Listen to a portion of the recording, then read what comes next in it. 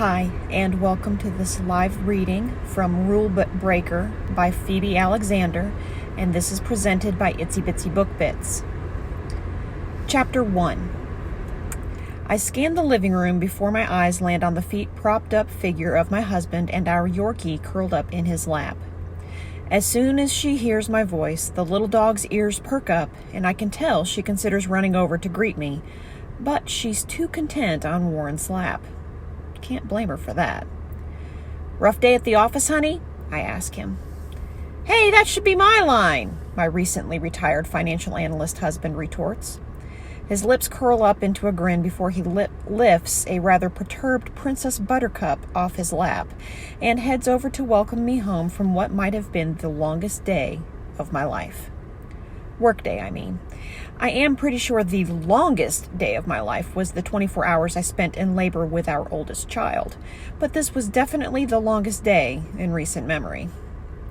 Warren presses his soft lips against my cheek, and the familiar tickle of his beard against my sensitive flesh sends a little tingle to an area south of the border, which is cut off immediately by my stomach growling. Yeah, it was that kind of day, the kind where you forget to eat. "I don't suppose you're hungry?" Warren asks, flashing his denim blue eyes at me. And this is why I'm the luckiest woman on the planet. I wrap my arms around his waist and squeeze him to my curvy frame. He ups the ante, squeezing me back twice as hard. I didn't know which you'd prefer, home-cooked meal or reservations, so I went out on a limb and made us reservations. I immediately feel a giant weight has been lifted from my shoulders. "Oh, honey, how did you know?"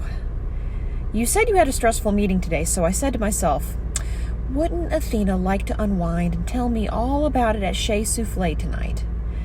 He takes both of my hands into his. "Does that sound okay?" "Okay?" I raise my eyebrows as I study his expectant face. "Baby, that sounds fucking amazing." Next thing I know, we're en route to Chez Soufflé in our car service. Our kids thought we were crazy for wanting to move into the city after they left the nest, but to be honest, it's been the best thing ever. We have a lovely apartment on the Upper West Side, our car is in storage, and we walk and use our car service to get everywhere we need to go. And now that Warren is here during the day, we don't even need doggy daycare for our little princess anymore. Warren waits until I'm halfway through my first glass of wine to ask me how my big meeting went this afternoon. I married a brilliant man. What can I say? I gulp the second half down like my life depends on it before even attempting to give him an answer. "Well, how attached are you to our apartment?" I lift my eyes up over the rim of my now empty glass. His brows arch as he takes the glass from me and quickly fills it again, this time nearly to the brim. "I love our apartment, darling. Why?" "I'm just not sure there's any point to living in the city if neither of us is working here." I wait for my meaning to register, and I can tell the moment it does because it hits his features in a wave of grimaces and wrinkles between his brows, culminating in a jaw drop. "You got canned?" he whispers, leaning in close to me. His eyes bounce between mine anxiously as I take another fortifying sip of my second glass of wine. "Nearly as bad," I answer with a shrug. "It's like they're putting me out to pasture, but first they plan to shove me through the ringer." If that's some sort of kinky metaphor, I'm totally lost. Warren's features soften as a small smile tugs at his lips. He loves turning anything into innuendo. It's not a skill you'd expect a financial analyst to possess, but here we are. "No, honey, the meeting was about how unprofitable the magazine is, how the entire industry had its glory days, and they're long gone."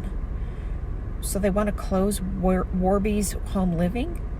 He shakes his head. "But it's an American institution!" I just stare at him, not knowing whether I should laugh or cry. "How will women know what to wear to their husband's Christmas parties or what to serve when he brings his boss home for dinner?" he teases me. "How will they know how to pack nutritious but fun lunches for their kids or how much to tip the babysitter on their Saturday night date nights?" I playfully swat at his arm. Come on, I protest. Give me a little credit, okay? We've come a long way from that bullshit housewife stuff of the 50s and 60s. We have a whole section devoted to working mothers. He smiles. I know, Athena, and it was a brilliant move. He raises his glass to me. Why don't we consider this more of a victory than a defeat?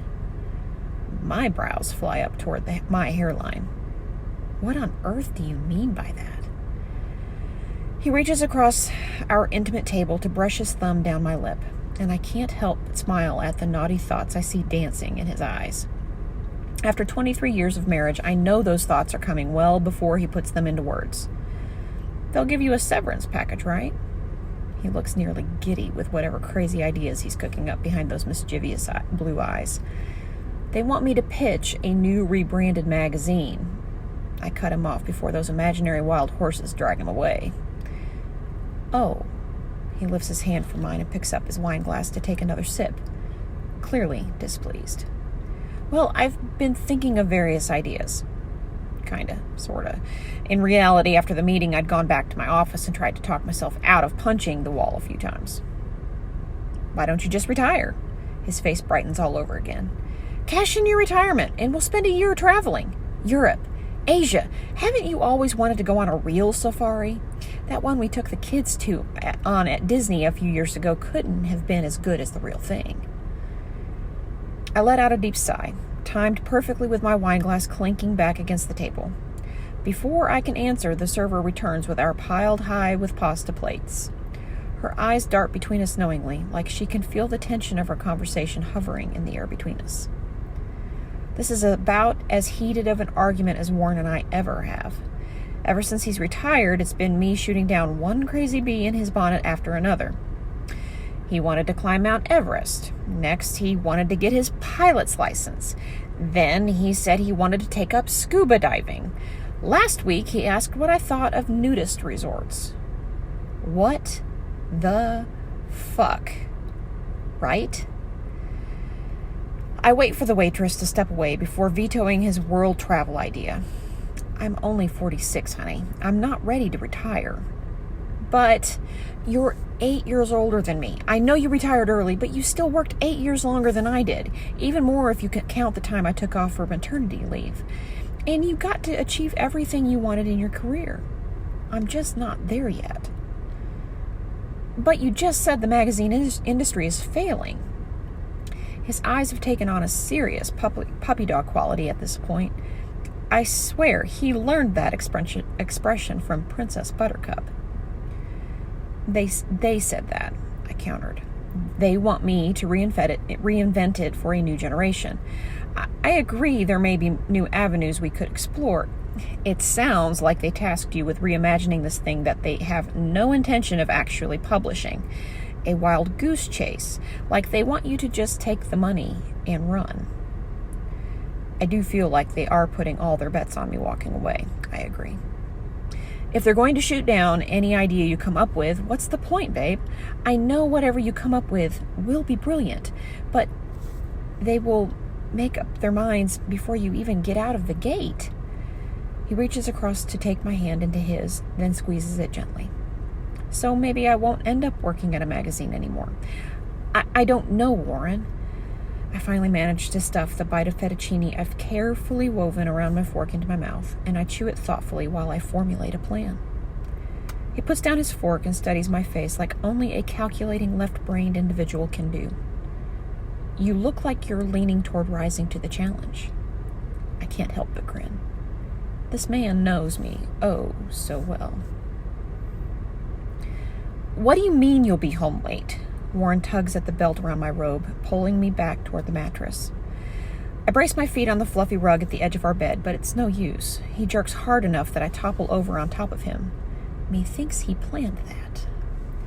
I have meetings all day, including one with Gwen at 4 p.m. We're going to try to figure out how to save this sinking ship. I have a feeling it's going to take a while, I explain. Have you told Gwen about your meeting yesterday? He questions. But I know his mind isn't entirely on my work or schedule because he's slipped his hand under my robe and is gliding his finger down my collarbone, rendering it virtually impossible for me to answer. No, I gasp out. I haven't been back to work since the meeting, remember? You're the only one I've told so far.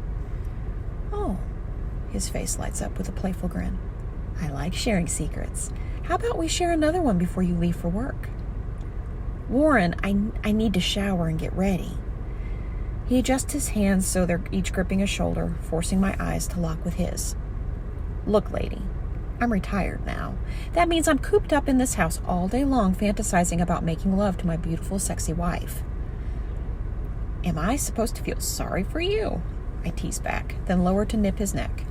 I feel his cock jerk to life beneath me as his hands drift down my back and onto my terry cloth-covered ass. No, but I was hoping you'd feel a tiny smidge of obligation to indulge me before you go. He lifts the robe up so he can grip the meaty globe of my cheek in his strong hands. Besides, we didn't do anything last night after we got home from dinner, and I can tell you're still stressed out.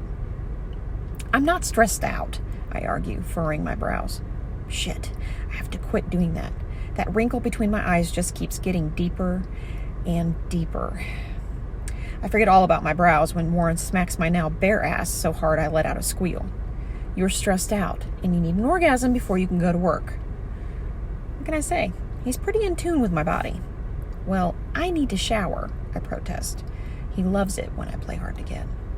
Good thing I'm an excellent multitasker, he assures me. I can lather you up while I'm ramming my stiff morning wood up your pretty pink slit. Oh, you have such a way with words. I climb off him, strip out of my robe, and head toward the bathroom. He's right on my heels, smacking my ass as we go. You'd think after 23 years he'd be tired of this ass, but he still seems to like it. A lot. I start the water as he ventures into the private toilet across the room to relieve himself. We may have the largest master bath on the Upper West Side. I am pretty sure it used to be another bedroom, but somewhere along the line someone had the brilliant idea of making it the most beautiful bathroom ever. It's what sold me on this place when we moved in a few years ago. The water sizzles against my flesh as I tentatively step inside the Moroccan-tiled shower stall. The steam is already beginning to coat the glass enclosure and almost prevents me from seeing Warren come around the corner. He pulls me directly into his arms, pushing me into the hot stream cascading down from the ceiling. Nothing better than a hot, wet, naked body, he declares, his hands traveling down to my backside again. I swear this man is obsessed with my ass. Thanks to my Greek heritage, it is rather round and meaty. I guess I can understand the appeal of it. He grabs the loofah and spreads some body wash onto it before lathering it all up into a massive ball of suds. I let him gently scrub me from my neck to my toes on the front side. Then I spin around so he can lavish attention on my posterior. And lavish he does. First with the soap, then with his cock. It's a snug fit when he works his way inside me. I've never been one of those ladies who needs a lot of foreplay. Warren teases me that I'm always wet and raring to go. I suppose that may change someday, especially when menopause finally rears its ugly head. But so far so good. At 46, I'd like to keep that bitch at bay as long as possible.